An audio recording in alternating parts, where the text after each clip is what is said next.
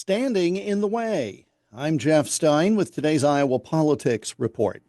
There are two things standing in the way of Donald Trump successfully enacting his agenda, the so-called MAGA mandate. Number one, Democrats, and number two, Republicans. We'll talk about the latter today, the former tomorrow. By all rights, the GOP should be primed to move forward swiftly on a host of issues by holding the White House and majorities in both the U.S. House and Senate.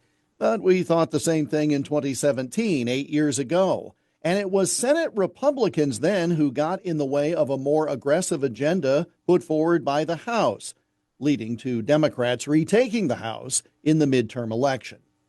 The problem with the Senate today is that even though ultimately the GOP will hold a 53-47 majority, plus the tie-breaking vote of the vice president, despite that, there are a lot of folks in the Senate who wish MAGA had never been resurrected by Trump. Recall the original use of Make America Great Again came during the 1980 Ronald Reagan campaign.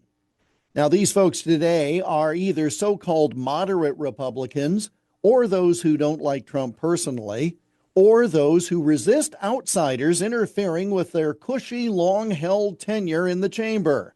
Mitch McConnell, for example, will have more freedom as a member and committee chair than as the caucus leader, and that could be a thorn in Trump's side given their past public squabbles.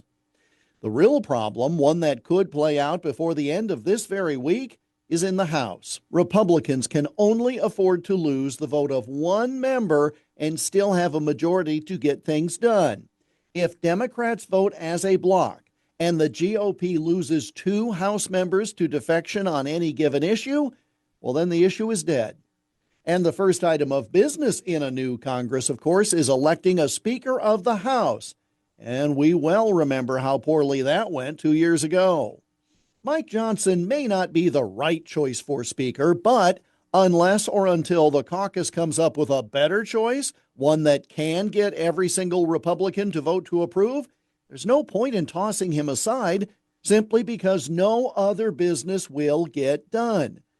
So the House could spend its first 2 weeks actually passing legislation to get to the new president's desk early in the term, or it could spend that time with infighting over who should hold the gavel.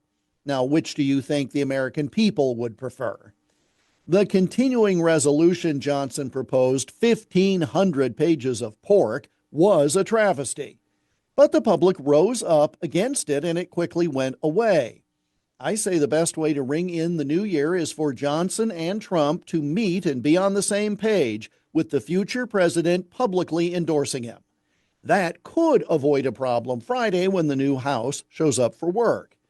The second best thing is for Trump to publicly write Johnson off and name his preferred successor. At least that would keep the momentum going. Note, these are GOP unforced errors that could derail Trump 2.0, and that's just in the first week. We'll talk about Democrat hurdles to overcome tomorrow. And that's the Iowa Politics Report for Monday, December 30.